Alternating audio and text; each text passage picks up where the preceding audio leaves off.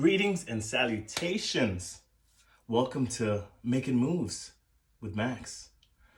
This will be a series in which I try to explain as best I can in as much layman terms, if not minimal industry jargon, on how to start a practice, a movement practice, start working out, begin a workout regimen. And I come from a place of wanting to make you move better first and foremost. Why? Because if you can move better, that's in regards to any part of your body, then you can choose to move your body in a more deliberate way, say lifting or squatting, and actually tackle it without getting hurt. Or say, before going into the gym and just loading up a bar or something and trying to lift it and then eventually hurting ourselves, derailing us from any goals that we have. This is sort of to get you in tune with your body as best you can. I'm going to try to start it simple, keeping it at least my 5 minutes or under 10 minutes, Today I just wanted to start with something simple, right? Your hands. And I mean, tips are good. I love tips. Tips are good, but to have a system in which the tips that you hear actually make sense is better. And so we'll build on this. We'll build a system in which we're paying attention to each joint. But as we learn each joint, we'll start to realize that we can apply it to every joint, even if we haven't touched up on that one. And so we'll start with the hands. And prepping your hands, right? When you start a practice or anything, and think about how much you use your hands. We use it to type, to text. And so they're used to being in these strict positions. Now, of course, when you grip a bar or grab any weight or plant your hands down or try to do a push-up or anything, maybe it's foreign, right? Or if we do some type of exercise that is a lot, say bike riding, right? If you have hours spent in a certain position, the tissue, right, the stuff that is the part that we're looking at gets used to that. And so when you try something new, it may feel awkward, it may feel painful. So to prime yourself, you should always explore. And there's about 3 things.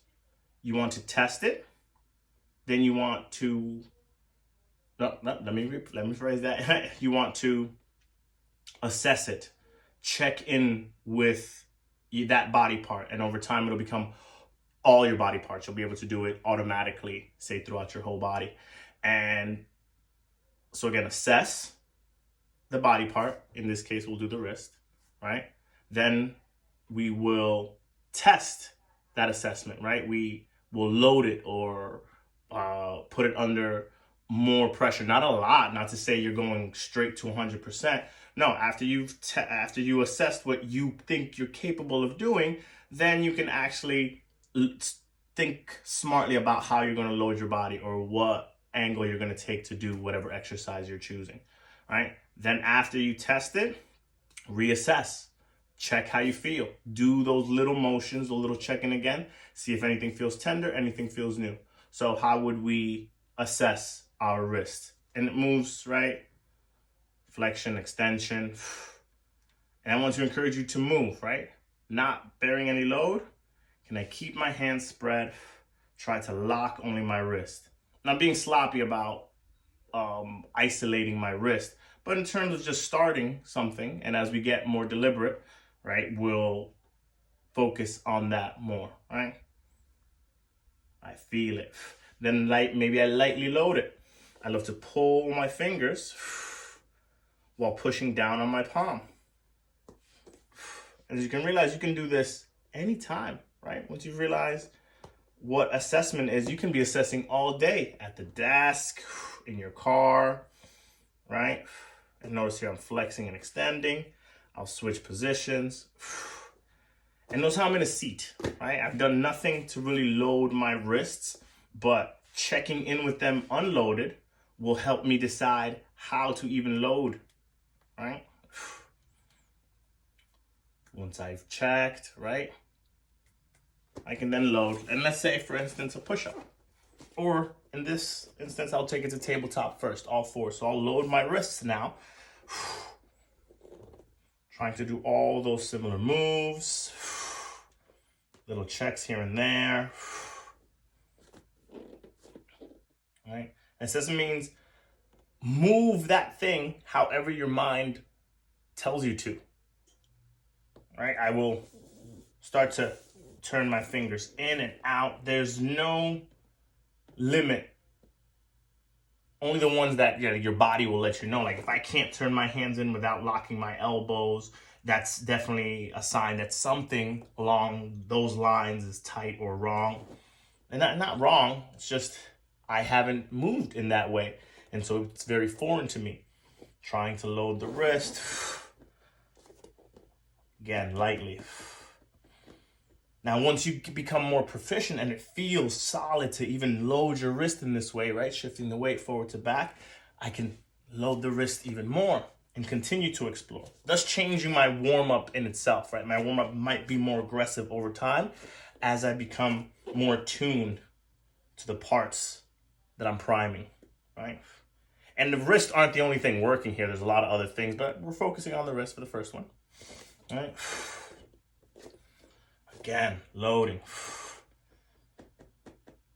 Again, it's not, and if it's a warm-up and you're priming, you don't want to go to fatigue. You don't want to go till failure. But again, right, as I'm assessing, I'm taking notice of what's available. What do my hands feel comfortable doing? Of course, other body parts now that I'm in full plank are involved.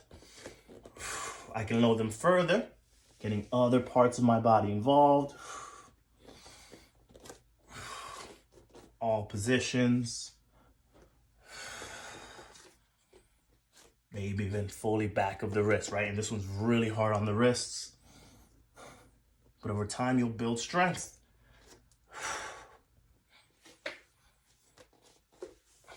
Now, let me know what you think. Did you try them out? Did any of that make sense? And continue to, again, assess, test, and reassess. Blessings on blessings on blessings, my people. Till the next installment.